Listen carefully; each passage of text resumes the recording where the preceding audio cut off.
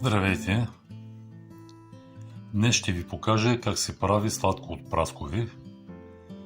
Ето това е крайният продукт, който се отличава с наситен хлебарен цвят, а вкусът му е нежен и много приятен. Плодовете се измиват добре и след това старателно се премахват негодните за консумация части.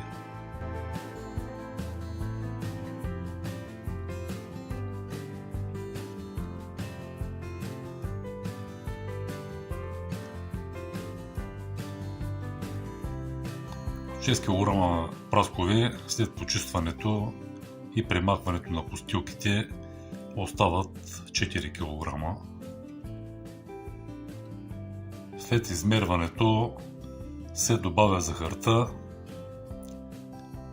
Ако плодовете са добре озрели, се слага 1 кг захар на 2,5 кг праскови. Може да сложите и повече захар, но всичко е според вашите вкусови предпочитания.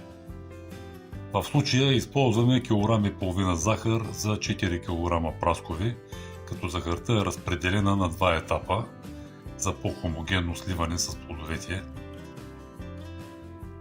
След това тавата се поставя в хладилника за една вечер. На сутринта сме готови да започнем да печем сладкото. Прехвърляме прасковите в една по-голяма тава, която не загаря, и го поставяме в фурната, която предварително сме подгряли до 250 градуса.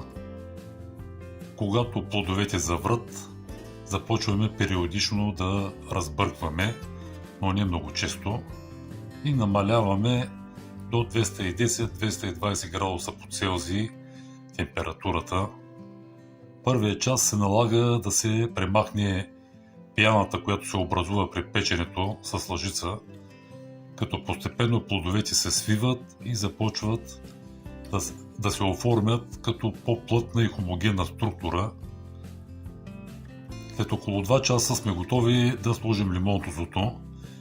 За прасковите при тази пропорция на захарта е достатъчно едно пакетче лимонтозо.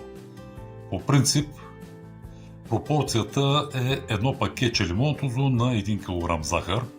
Поставяйте го 5 минути преди да изварите готовото сладко от фурната. Проверяваме дали и сладкото е готово, като капваме една капка от него върху нокътя на палеца и го обръщаме надолу. Ако капката не се стече, означава, че сладкото е готово.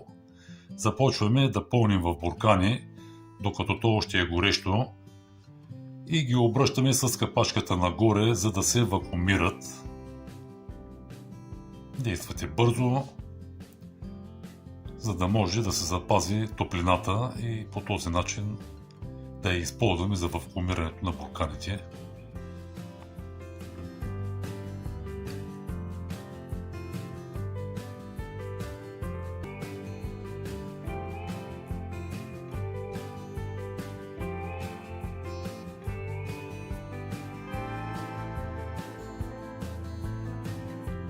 След като изстинат бурканите, сладкото е готово.